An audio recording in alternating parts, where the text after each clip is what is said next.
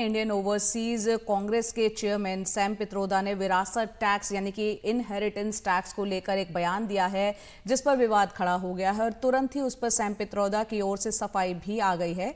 कांग्रेस ने भी उनके बयान को लोकतंत्र में खुलकर अपने व्यक्तिगत विचारों को प्रकट करने की आजादी बताकर अलग कर लिया है, किनारे कर लिया है उनके बयान से अपने को।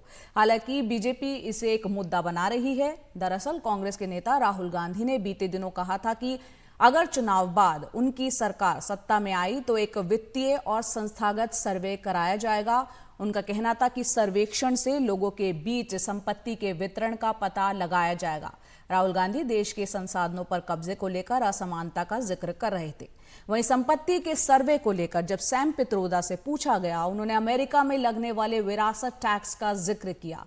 सैम पित्रोदा ने कहा कि अमेरिका में विरासत टैक्स लगता है और किसी की मृत्यु के बाद उसकी संपत्ति का 45% उसके परिवार को मिलता है और बाकी 55% संपत्ति पर सरकार का मालिकाना हक हो जाता है।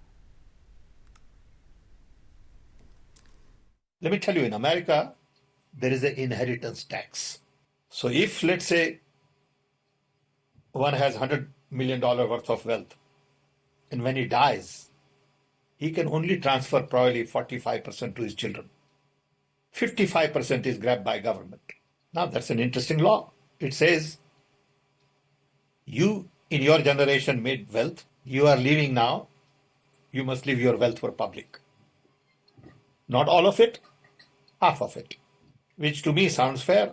In India, you don't have that. If somebody is worth 10 billion and he dies, his children get 10 billion. Public get nothing. And law says, you get half of it, public gets half of it. So these are the kind of issues people will have to debate, discuss.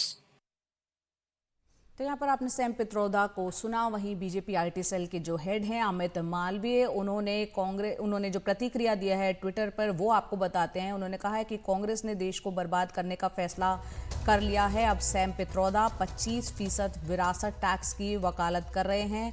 इसका मतलब है कि अगर कांग्रेस राज आता है तो लोगों ने कड़ी मेहनत से जितनी भी संपत्ति अर्जित की है उसका 50% छीन लिया जाएगा। इसके अलावा जो भी टैक्स हम देते हैं वो भी बढ़ेगा।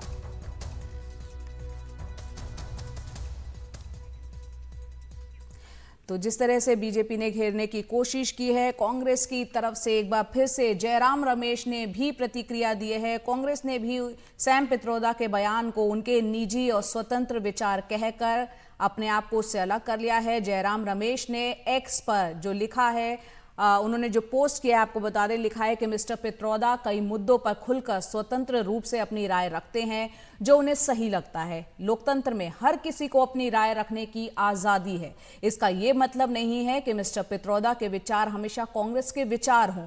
कई बार ऐसा नहीं होता है।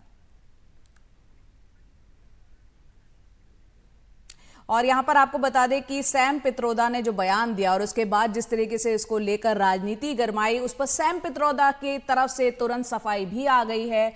उन्होंने एक्स पर ये लिखा है कि मैंने टीवी पर सामान्य बातचीत में केवल एक उदाहरण, एक एग्जाम्पल के तौर पर अमेरिका में अमेरिकी विरासत टैक्स का जिक्र किया था।